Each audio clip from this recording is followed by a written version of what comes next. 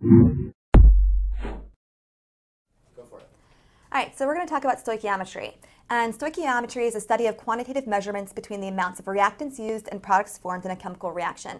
And talking about this, we're going to talk about the law of conservation of mass. And don't forget, the law of conservation of mass is that matter can neither be created nor destroyed, meaning that we can't create matter out of nothing, we can't destroy matter into nothing. So understanding that, we can look at balanced chemical equations and get lots of information from them. Let's look at the first thing we can get. We can actually get the names of the compounds and the elements, and saying that iron reacts with oxygen to form iron 3 oxide. Okay. And then we get the balanced chemical equation, meaning we get the chemical symbols and the states of matter. So we say 4Fe solid plus 3 oxygen gas yields 2 Fe2O3 solid. And what those coefficients actually mean, that 4, 3, and 2, is that for every 4 atoms of iron that react with 3 molecules of O2, you get 2 formula units of Fe2O3. Okay, great. And going a bit step further, we can change those into moles. So these are actually molar relationships, meaning that if we have 4 moles of iron reacting with 3 moles of oxygen gas, we can get 2 moles of iron 3 oxide. And if we were to get the molar masses of these using the periodic table, we can say we have 223 grams of iron reacting with 96 grams of oxygen, giving me 319.4 grams of iron 3 oxide. And if you add these guys up on this side, the mass of this, it will equal the mass of the products. So the mass of the reactants will equal the mass of the products. Okay, so understanding all of these relationships, we're going to take this one, the molar relationship, the one that we're going to actually use to actually expand on that and get some more information about the chemical reactions. Okay, so let's use this, for example. C3H8 plus oxygen gas yields carbon dioxide and water. And this is a combustion reaction, and it's balanced for us. And so we know that looking at the coefficients 1, 5, 3, and 2, we can say, all right, if I have 1 mole of butane, which is C3H8, I need 5 moles of oxygen gas to fully react with that. And then I'm going to produce 3 moles of carbon dioxide and 2 moles of water. If this were all meaning if we started with 1 mole and 5 moles. But let's say we didn't start with 1 mole and 5 moles. Let's say instead of 5 moles, we started with 3 moles. Because we're not going to always have these relationships. Let's say instead we started with 3 moles. How many moles of C3H8 am I going to need to react with that? Well, I'm going to start at the beginning. I'm just going to do a molar relationship and say 3 moles, which is a ratio, moles of O2. And I'm going to do what we call a mole ratio. So I'm going to cross these out. So I look at my reaction. I say for every 5 moles of O2, I require 1 mole of C3H8 to react with that. So 3 divided by 5 is going to give me 0.6.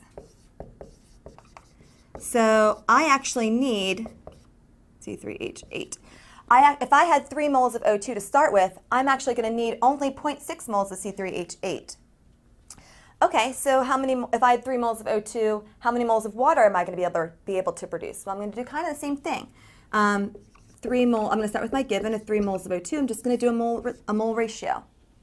So for my reaction, I have 5 moles of O2, and I can produce 2 moles of H2O. So 3 times 2 divided by 5 will give me 1.2 moles of H2O. So I can use that molar relationship to really figure out everything on my chemical reaction, to compare all different molecules and elements that you have. So in this, to sum this up, if I have 3 moles of oxygen gas, I can produce 1.2 moles of water. Okay, great. But I mean, how often are you going to be able to use the word moles? Not very often. You're probably going to typically use mass, and mass is in forms of grams. So we actually have to go a little bit further. Let's take it one step further. Let's say I have 7 moles of C3H8 here, and I want to know how much water am I going to produce? What mass of water am I going to be able to produce? Okay, well, the only way I can compare C3H8 and H2O is through the molar relationship. It's the only information I have. So I'm going to start out with what's given, which is 7 moles of C3H8. And I'm going to do a molar relationship and do the mole ratio. So if I have 1 mole in my reaction, I look and I have 1 mole of C3, H8, and I put in the bottom so these can cross out. And it produces 2 moles of water.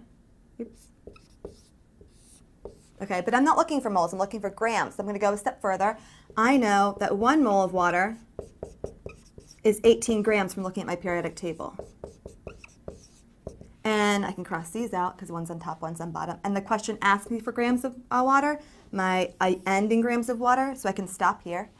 So I can multiply whatever's on top and divide whatever's on bottom. So 7 times 2 times 18 divided by 1 is going to give me, let's look, 252 grams of water. So if I started out with 7 moles of C3H8, I actually produce 252 grams of water. To actually go a little bit further, because again, we don't usually measure in moles, we measure in grams, we're going to do a mass-to-mass relationship and extend this just a bit further.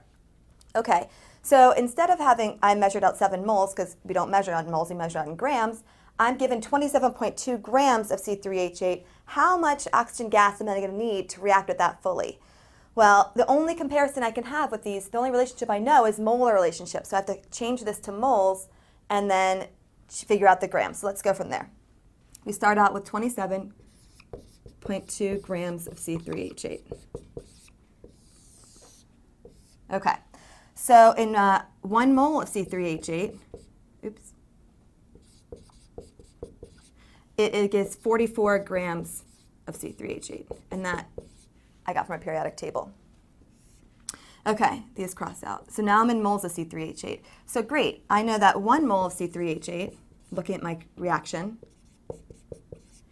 I require 5 moles of oxygen gas. And these guys can cross out because they're on top and bottom. But my question asks for grams of oxygen gas. Right now I'm in moles of oxygen gas. So I'm going to continue and say I know that 1 mole of oxygen gas is 32 grams, looking at my periodic table.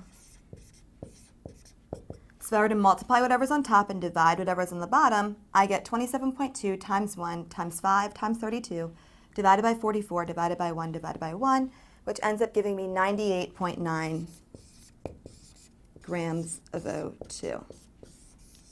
This reaction, this process, and even though it's the longest one and I know it can get the most complicated, is actually one that you're going to be using much more often, going from mass to mass. And don't forget, when you're going from mass to mass, you have to go through moles, because looking at our relationships, these are the only pieces of information that we have when comparing different things within a periodic table. These are molar relationships. We have to go through moles to get there. So this is the basics of stoichiometry.